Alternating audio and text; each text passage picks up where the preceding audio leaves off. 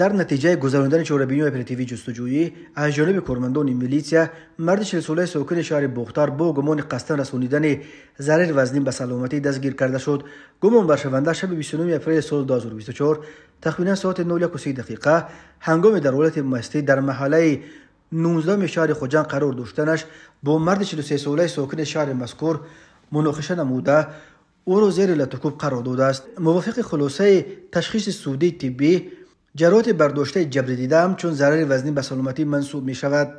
نسبت گمان بر شونده پرونده جنایتی با ماده 110 قسم 1 کودکس جنایتی جمهوری تاجیکستان آغاز گردیده تفتیشات ادامه دارد.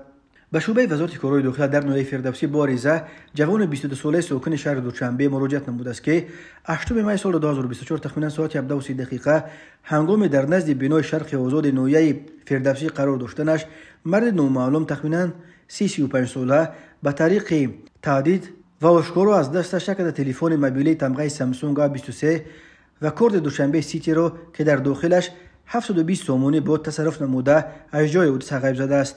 ضرر رسانده شده 3720 سومونی را تشکیل می‌دهد. در نتیجه گذراندن چهاربینی اپراتیوی جستجویی از جانب کارمندان میلیسیا مرد 43 ساله ساکن شهر دوشنبه که پیش با ماده 244 کودکس جنایتی جمهوری تاجیکستان سود شده است با گمان صادر نمودن جنایت غارتگری دستگیر کردند.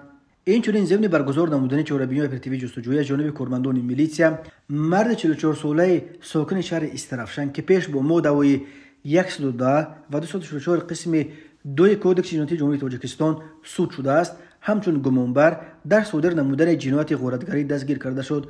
گمانبر شونده ماه اپریل سال 2024 تخمین ساعت 18:00 در کوچه واگت شهر استرافشن برای آشکارا و زورآوری از دست دختر بچه 3 ساله ساکن شهر مذکور که در نزد بنای استقامتیشان مشغول بازی بود یک عدد تلفن موبیلی را تصرف نموده از جای حادثه غیب زده است.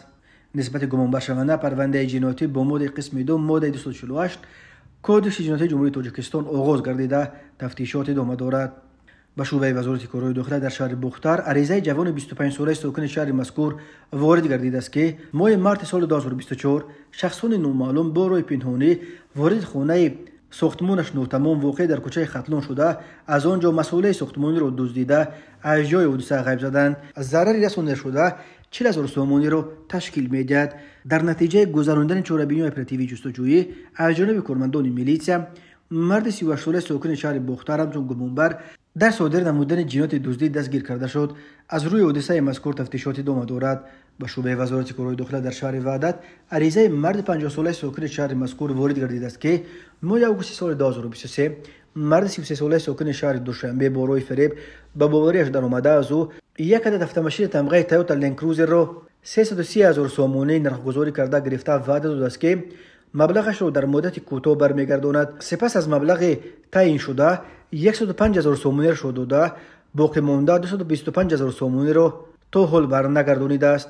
از روی حادثه مذکور تفتیشات ادامه دارد.